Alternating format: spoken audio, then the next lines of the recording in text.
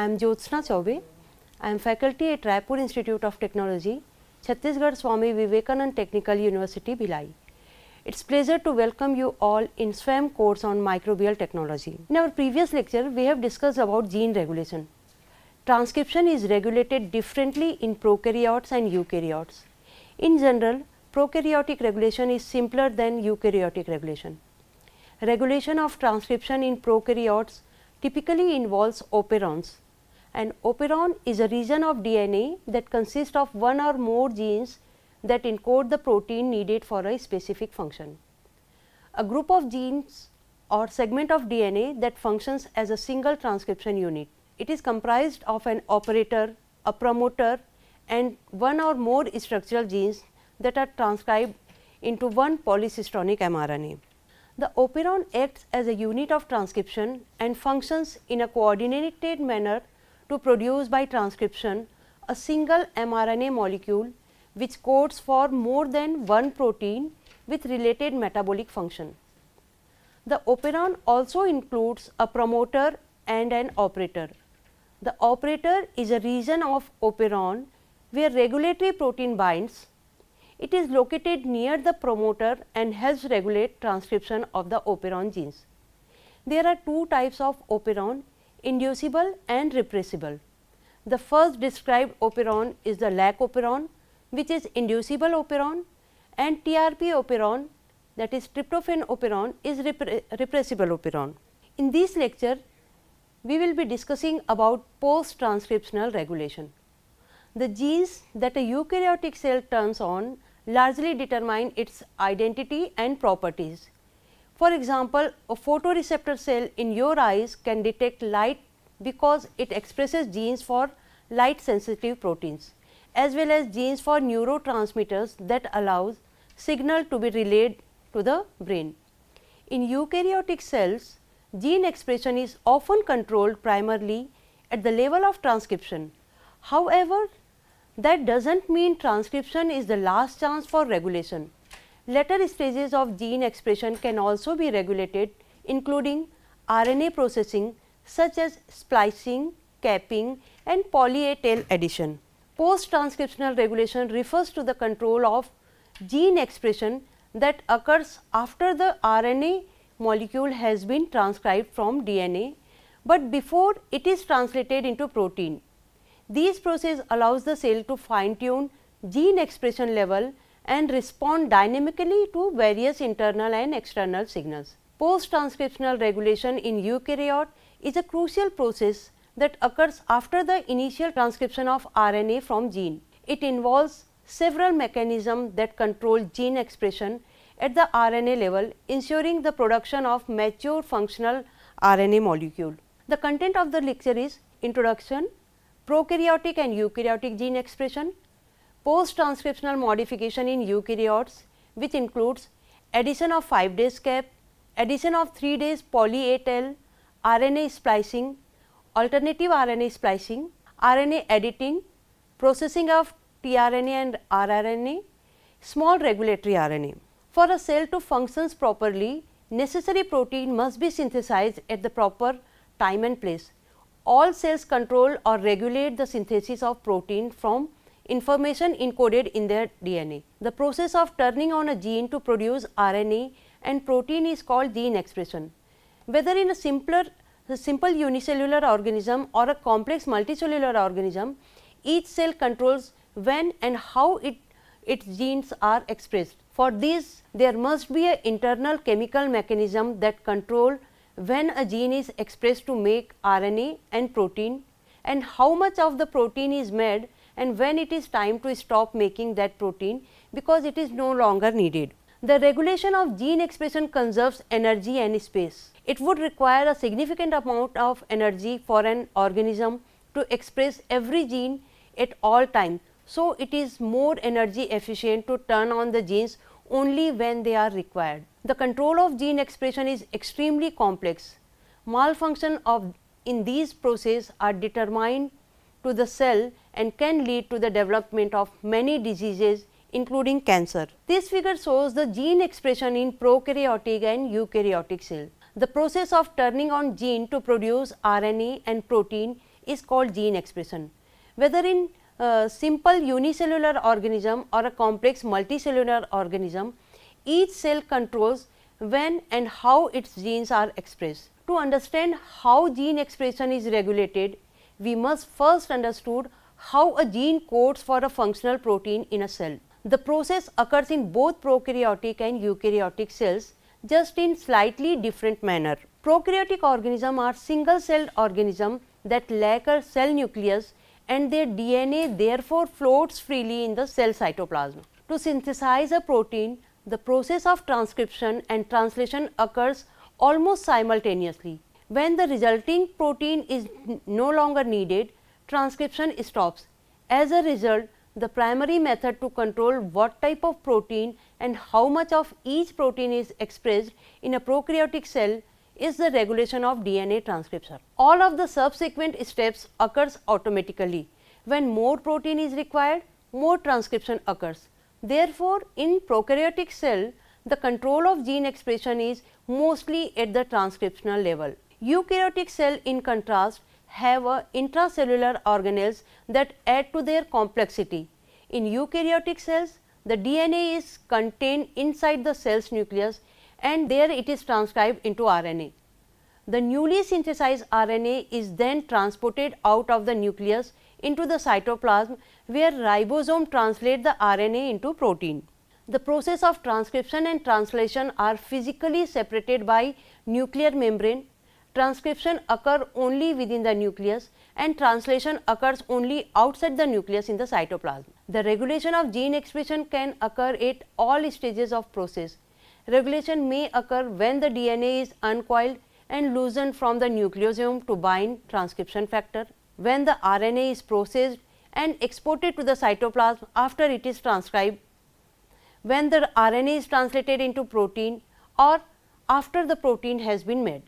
The regulation of gene expression occurs at any stage of this. Post-transcriptional modification in eukaryotes. Transcription and translation takes place concurrently in bacterial cells. When the 3 days end of an mRNA is undergoing transcription, the ribosome binds near the 5 days end of the Sain-Dalgero sequence and begin translation. Since transcription and translation are coupled before protein synthesis, bacterial mRNA has little opportunity to be changed. In contrast, in eukaryotic cells, the transcription and translation are segregated both in time and space. In the nucleus, transcription takes place while translation takes place in the cytoplasm.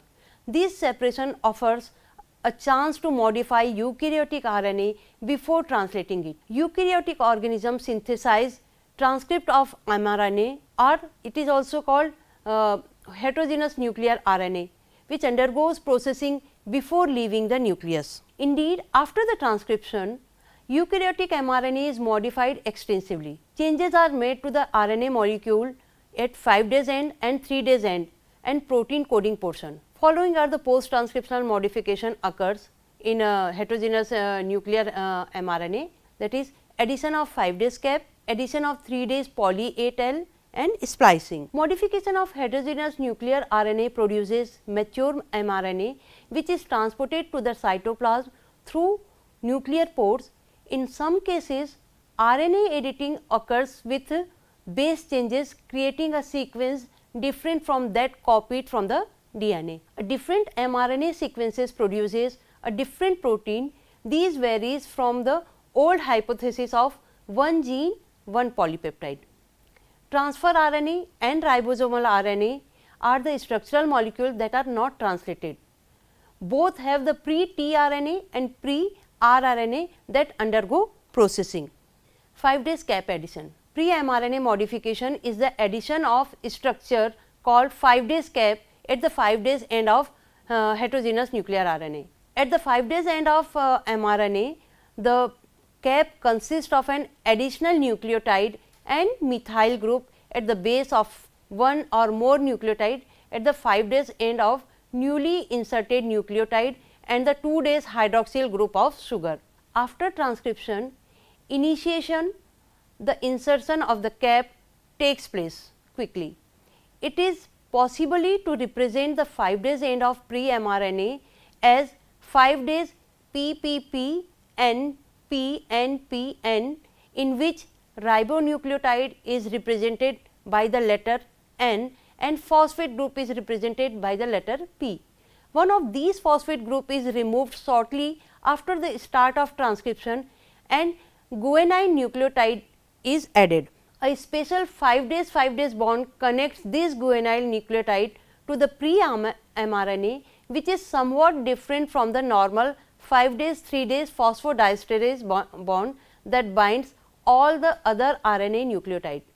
To the 5 days end, one or more methyl groups are added. The first of these methyl group is attached to the 7th position of the base of the terminal guanine nucleotide, making the base 7-methyl guanine. Next, in the 2nd and 3rd nucleotide, a methyl group may be attached to the 2 days position of the sugar. Additionally, methyl group can rarely be attached to the bases of the 2nd and 3rd nucleotide of pre-mRNA.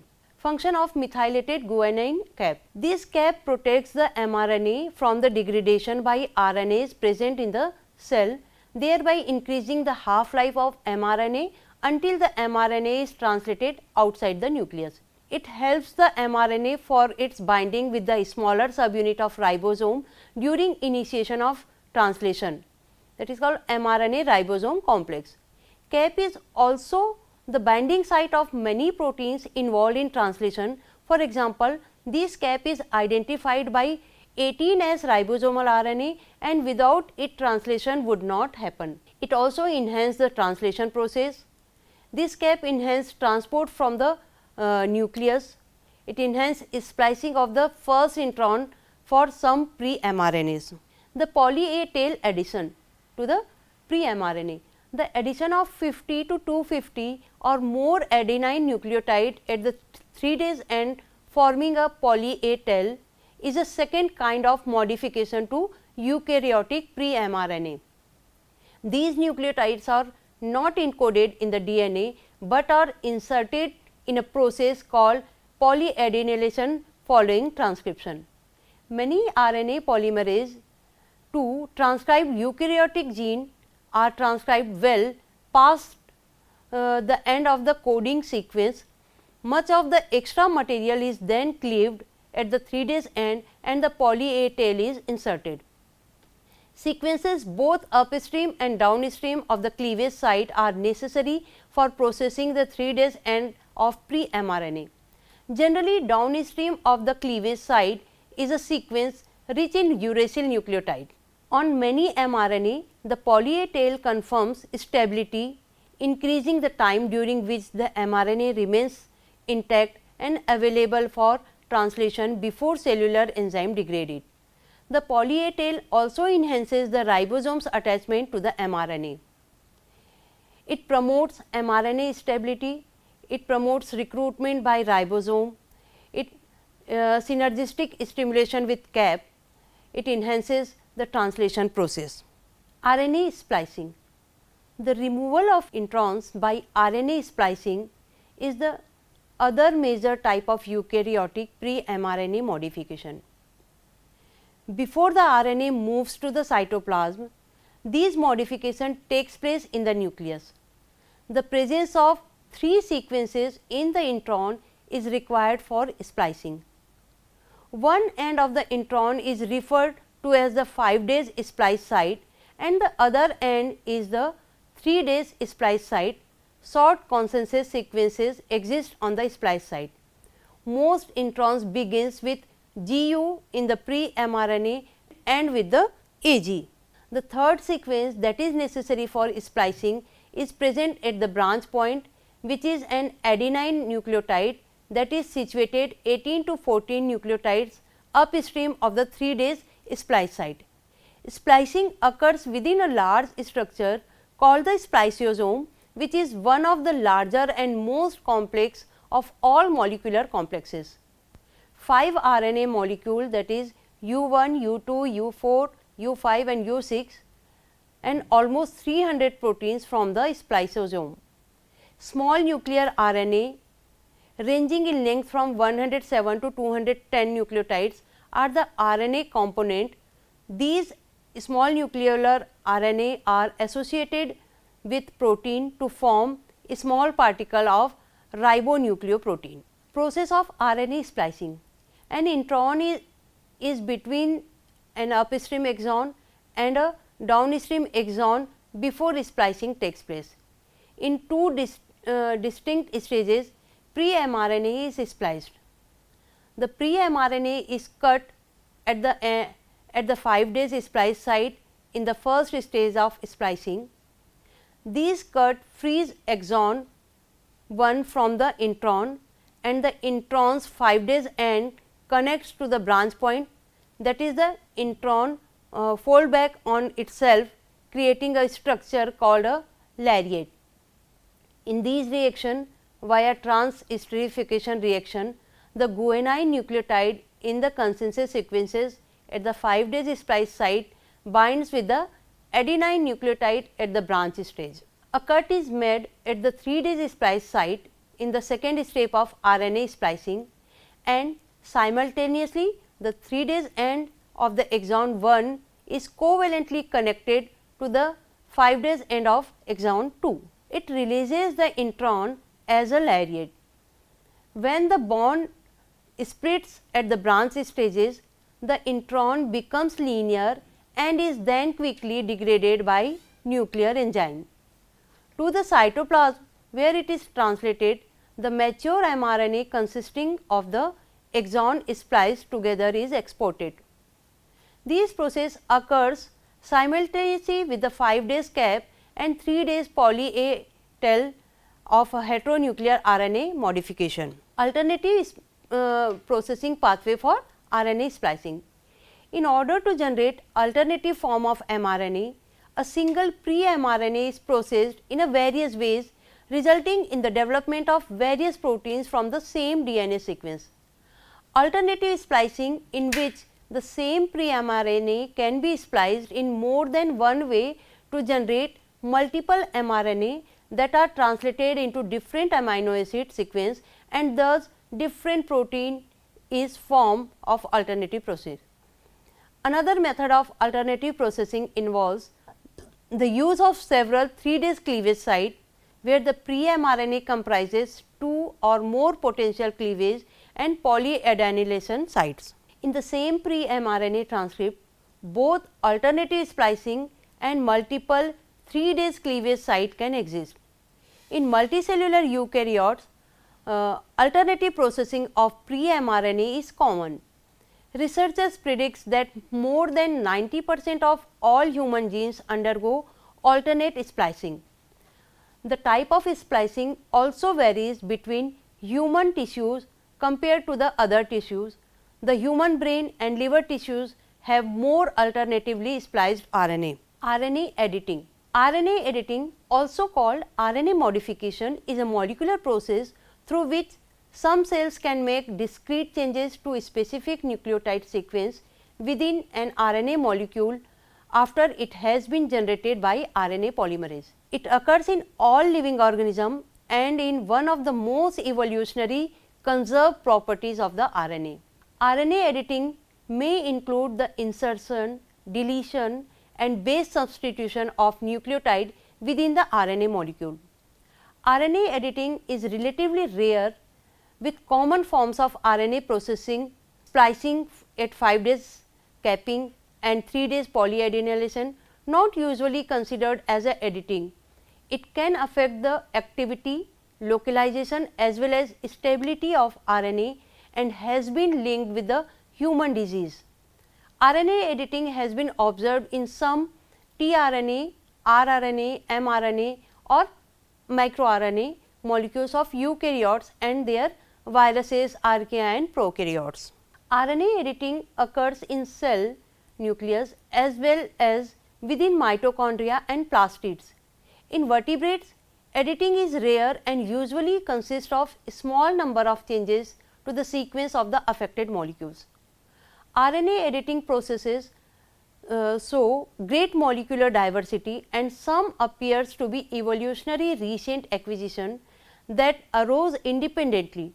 The diversity of RNA editing phenomena includes nucleobase modification such as cytidine to uridine and adenosine to inosine, deamination as well as non-template nucleotide addition and insertion. RNA editing in mRNA effectively alters the amino acid sequence of the encoded protein so that it differs from that predicted by the genomic DNA sequence. Processing of tRNA and rRNA. The tRNA, that is the transfer RNA, and ribosomal RNA are structural molecules that have role in protein synthesis. However, these RNAs are not themselves translated. In eukaryotes, pre-ribosomal RNA are transcribed, processed and assembled into ribosome in the nucleolus, while pre-tRNA are transcribed and processed in the nucleus and then released into the cytoplasm, where they are linked to free amino acid for protein synthesis. Processing of ribosomal RNA. In eukaryote, primary transcript is large 45S precursor molecule. It contains ribosomal RNA molecules of 28S, 18S and 5.8S with spacer sequence in between. It is processed in the nucleolus by methylation at numerous sites and then by cleaving and trimming of RNA. Fourth type of ribosomal RNA is 5S, which is processed separately. The resultant mature rRNA, which associate with the other protein, become the scaffold of the ribosomal unit in the cytoplasm. Some eukaryotic ribosomal RNA have introns, and in those pre-rRNA are self-splicing, which acts as a ribozyme. Processing of transfer RNA. Transfer RNA is a single polynucleotide made up of an average of 75 nucleotides with unique characteristics. Due to a distinct folding, the 5' end and 3' end make up the acceptor stem. The 3' end also has a CCA, that is cytosine adenine sequence. It has modified bases such as inosine, dihydrouridine and pseudouridine. The precursor tRNA contains extra nucleotide at the 3' end and 5' end, and it also contains introns. Processing of tRNA. Processing of tRNA involves removal of the extra nucleotide and introns, modification of standard bases such as methylation and deamination. It utilizes RNase P, that is a ribozyme, to form the 5' end. Addition of CCA at the 3' end by tRNA nucleotidyl transferase. Small regulatory RNA. The microRNA directs the protein complex to matching mRNA molecule, one that has formed base pair with the microRNA. If the microRNA and its target match perfectly, an enzyme in the RNA protein complex will typically chop the mRNA in half, leading to its breakdown. If the microRNA and its targets have some mismatch, the RNA protein complex may instead bind to the mRNA and keep it from the being translated. These are not the only way that microRNA exhibit expression of their target, and scientists are still investigating their many modes of action. The summary of this lecture is: post-transcriptional control can occur at any stage after transcription, including RNA splicing, nuclear shuttling and RNA stability. Once RNA is transcribed, it must be processed to create a mature RNA that is ready to translate it. These involves the removal of introns that do not code for protein spliceosome, binds to the signal that mark the exon or intron border to remove the introns and ligate the exon together. Once this occur, the RNA is mature and can be translated. RNA is created and spliced in the nucleus, but need to be transported to the cytoplasm to be translated.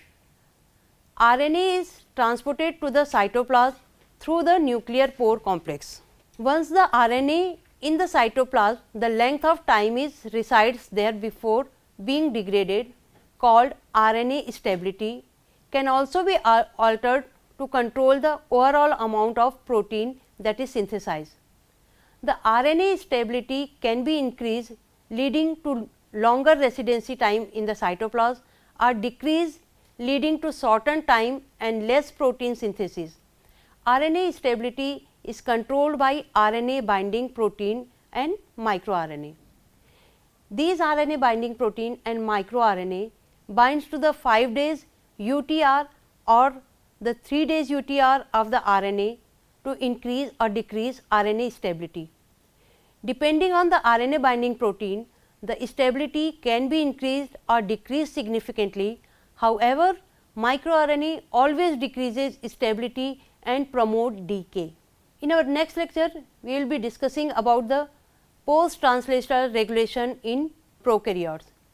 In order to create polypeptide or amino acid chains, translation involves decoding of mRNA. Prokaryotic translation and eukaryotic translation vary primarily in that prokaryotic translation occurs along with the transcription, while in eukaryotic translation occurs independently of its transcription. Controlling the quantity of protein made from their mRNA is known as the translational regulation. An essential component of translational regulation in prokaryote is the polycystonic structure of mRNA. Prokaryotes typically control translation by preventing access to the initiation site. Base paired structures either inside the mRNA itself or between the mRNA and short transacting RNA or mRNA binding proteins are used to do this. Translational regulation allows for immediate cellular adjustment by directly regulating protein concentration, crucial for responding to environmental and internal changes. Primary mechanism of translational regulation includes control of ribosome recruitment on the initiation codon, modulation of peptide elongation, termination of protein synthesis and ribosome biosynthesis. With these, I conclude my lecture. Thank you.